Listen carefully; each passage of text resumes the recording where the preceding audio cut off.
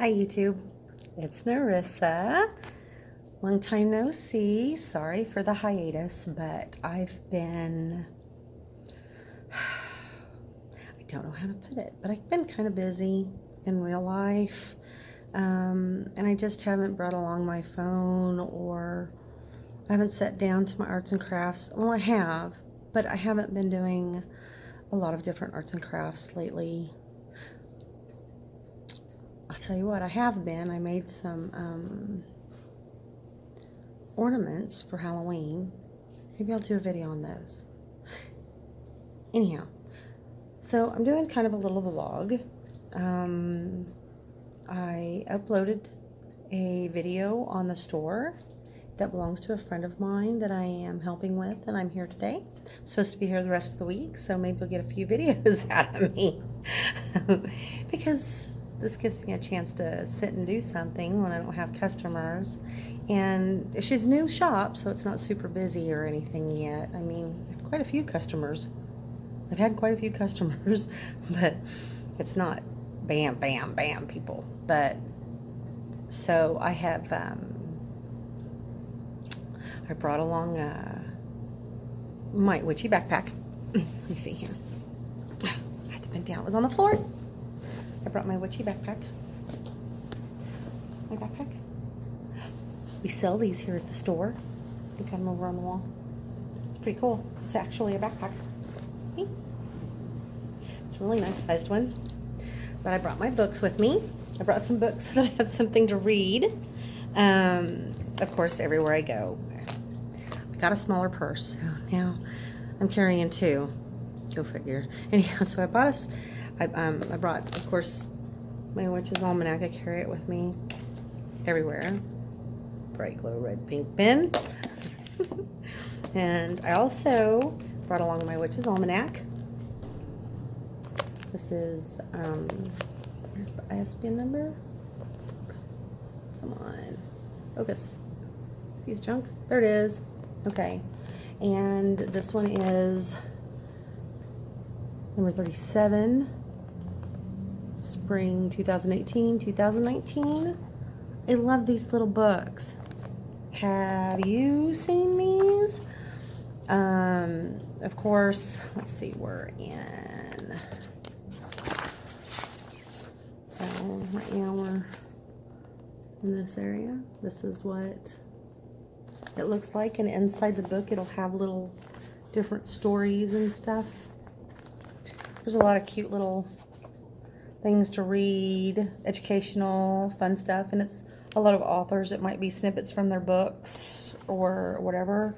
And as you go through the back, you also have your the keys, the astrological keys, and it kind of goes into what's going on for your sign through the year. It's really a cool book to put into your arsenal. Buy one a year. They're really hard to come by, though. I mean, I have to order mine online. There's no bookstores around us that carry it. I can't find it.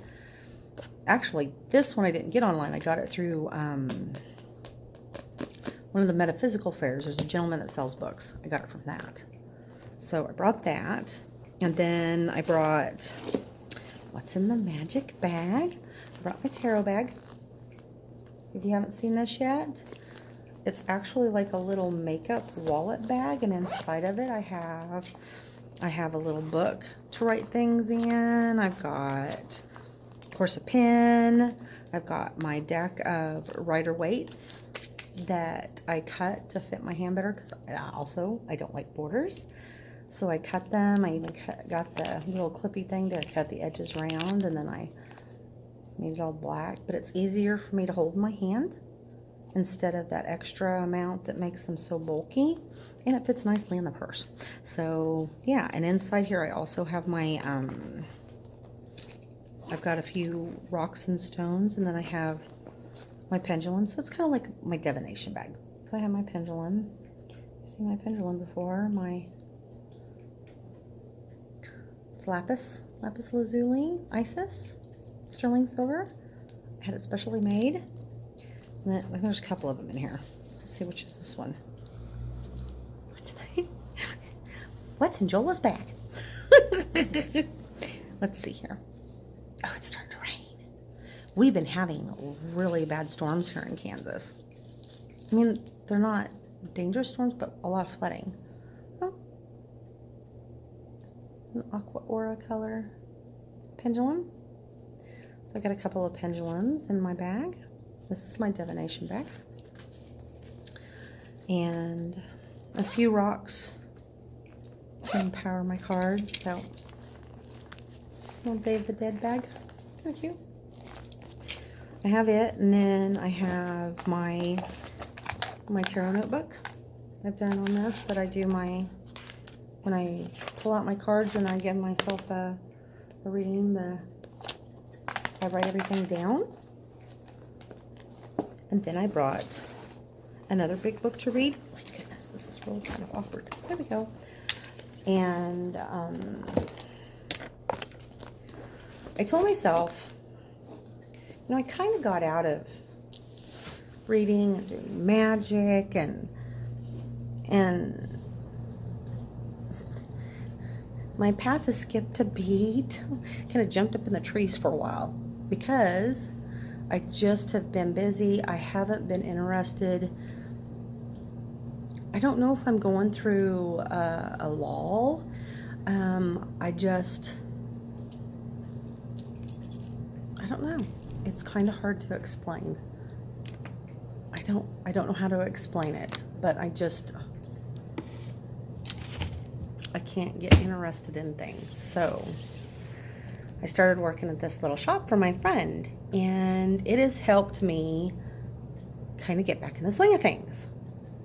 All right, so hopefully we'll get some more videos out. But I started reading a book a couple of days ago, and I want to kind of do a little bit of this is the book I'm reading, what I think so far, give me a little bit to finish it, because I'm not going to sugarcoat it. This one, actually, it started out really good. I was really excited. I was reading along, and then all of a sudden it bounced into a direction that bothers me. But remember, this is my perspective. This is how I see it. Everybody has a different way of looking at things. If you will, maybe you've read any of these or anything, and comment. Tell me how your take is on it, what you feel about it. And oh my goodness, you gotta love this neighborhood. Put your clothes on, dude. Oh, is he coming this way? I might have to pause you for a minute. Anyhow, so life in the big city. So I'm reading a book. The book that I'm reading, now I have a library of books. I don't know if you guys have seen it in any of my videos, but I have a library of books, and I bought quite a bit of books. A lot of them I haven't even read. And I haven't pulled them off the shelf and read them or anything like that. And yes, occasionally I buy more books and put them back on the shelf, and I haven't read them yet. Right now I've been studying the 3 books of occult philosophy by Cornelius Agrippa. And it's the one that Donald Tyson has, you know, kind of gone through and explained it, because I'm telling you, reading it can be kind of difficult. It's nice to have somebody else's thought on it, because it's a pain in the butt. Well, anyhow, I'm reading that, and one of my friends were out looking for books, and they kept saying, well, oh, you need to get this book too, because if you like this, you're gonna like this. Okay. Lucky me, I ran into it for half price at a bookstore, half price bookstore, and I bought it. Oberon Zells Grimore for the Apprentice Wizard. And there's your ISBN number. Okay. So I started reading it. There's 350 readable pages. It's a nice, big, thick book. Pretty good sized.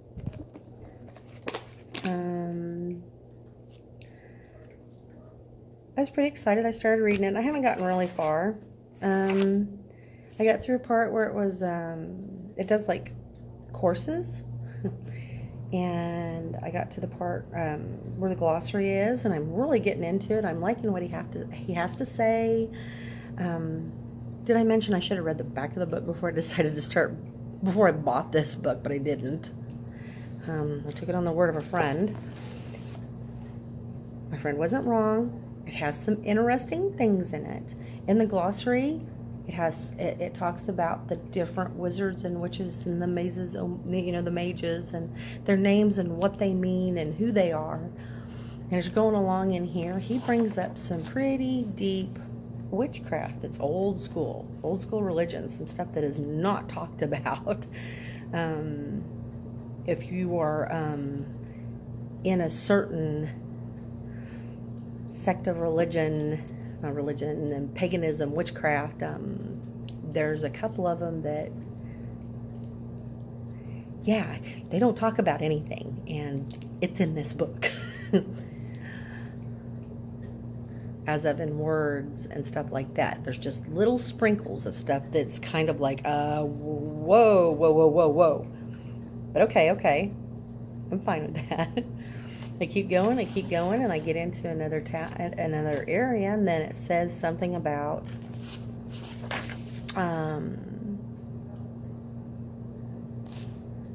being an apprentice wizard. I've noticed that he pulls in a lot of Harry Potter stuff into the book, and the kind of Harry Potter stuff, just, you know, not rewriting Harry Potter or anything like that. He quotes things like what Hagrid said, "You're a wizard, Harry, and a thumping good one, I'd wager." And then later on, he goes into talking about magical paths and talking about new people and this and this and this. And then all of a sudden, consider your family's background. You should be able to talk to your family. After all, you know, he actually gets into a spot where it talks about, this bothers me. He is talking to young adults. He's talking to teens. About going to school, and this is just like another school book, and be sure to talk about it to your family, and if they don't like, you know, later on when you get older, you can read it or whatever, but you still should go out, and if you got friends that are the same thoughts, you can at least read with them. And wait a flippin' minute. All right. The reason, and this is my belief. This is my perspective. This is how I feel. I am a pagan. If my child was to bring me one of these books and want to read it, and I would say yes, because my child's intelligent, and if she had any questions on paganism, she'd bring it right to me. But there are people out there with a background that's a very heavy Christianity, and you talking to some child that just bought your book off the shelf because they're a wizard friend. Tell your parents that you're reading this. We have all heard the stories. I've heard a lot. Stories of parents that have taken their children for to see the priest and exorcisms, new baptisms, and this and that, and scare the living bejesus out of these children. Tell me. What do you think about authors writing books that aim towards teens? Okay, I read all the Silver Ravenwolf books, and the reason I didn't really care for her, she had a lot of good information. I enjoy reading the information that she had to give, but she really was aiming towards teens, and that bothered me. There are some things till a child is 18 and can look at their mother and father and say, no, I'm an adult now. I can do what I want. I paid my bills. I have a car. I have a cell phone. I go to college, whatever. But when a small teen that's still under the age of 18 comes up to a parent that is a very heavy thumper, I'm saying that, I'm sorry, that child is in danger. I can't see that. That bothers me. It scares me. What do you think? Do you think authors should aim towards teens? Sorry. It bothers me. It scares me. It scares me for that child. I'm a pagan mother. I'd be fine with my children reading whatever they want to. I want them to educate themselves on different religions. I've never pushed them towards whatever religion there was. They could look at anything they wanted because I wanted them to choose their own path. And I wanted them to be old enough to educate themselves to find the path that was right for them. I was pushed into a path when I was a child. It was scary. And after I got out on my own, and I was still hiding, because even though I was 18 and over, I still had to be kind of hidden. We live in Kansas. This is like, there's a church on every flipping corner, and every single one of them will try to save you from the other church. What are they going to do to somebody that says, oh, I'm a pagan? Got excited on that one. But anyhow, so I'm wound. Comment below. Please tell me what you think. Have you read this book? What did you feel about it? How did you take it? I'm going to keep reading. I'm going to read it all the way to the end because I told myself I would. But how do you feel? What do you think about teens being targeted? Anyhow, good day for a vape. In wonderful surrounding. It is pouring outside. Raining. But it's a beautiful day in Cake Land. Bright blessings. Much love. Goodbye.